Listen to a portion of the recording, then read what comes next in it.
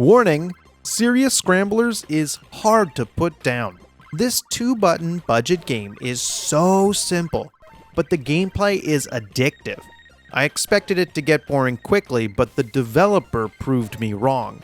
Especially once Endless is unlocked, and then all I wanted to do was get the top spot on the online leaderboards. While it seems silly to go over how to play such a simple game, I'll do it anyway.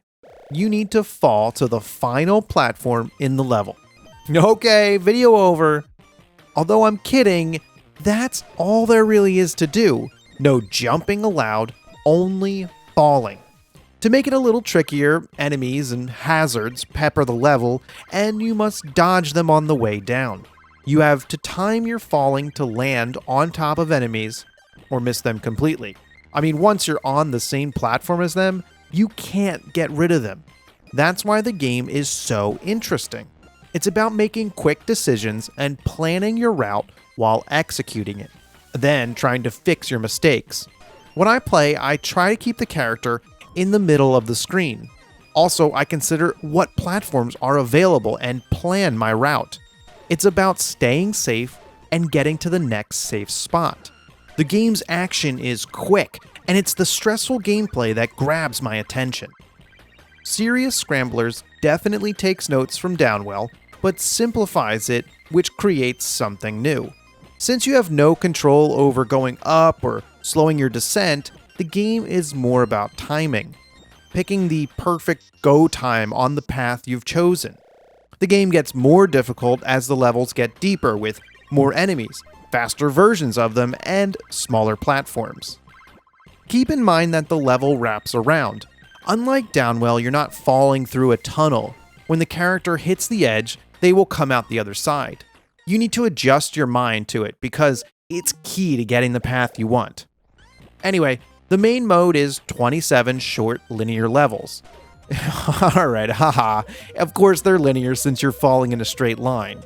The levels are one right after another, and each section requires you to go deeper to finish.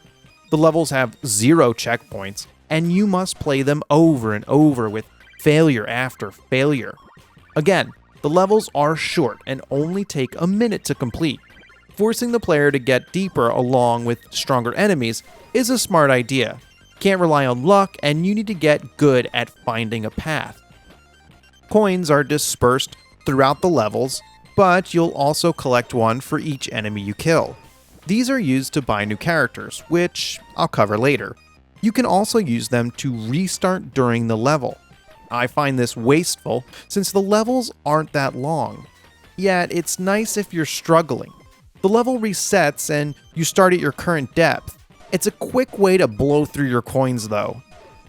What I can't believe is how they squeezed bosses into the game. On levels 20 and 27, there's a boss. You must go through an entire level and then face off.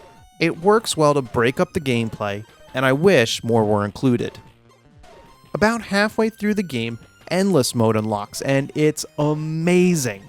It swept me up into trying to get the highest score or lowest depth, it's depending on how you look at it. That's why I didn't make it to the final level. I couldn't stop playing Endless mode.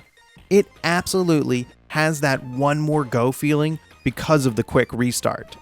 I know that the next run will be the one that lets me take the top spot, right? Finally, the different characters you can buy. They're more than a reskin of the main character. For example, Captain Ginger's levels have more spikes, but speed boosts last longer. This means the main character is the weakest. Not all characters have a negative, and I strongly believe some are better than others. That's not great.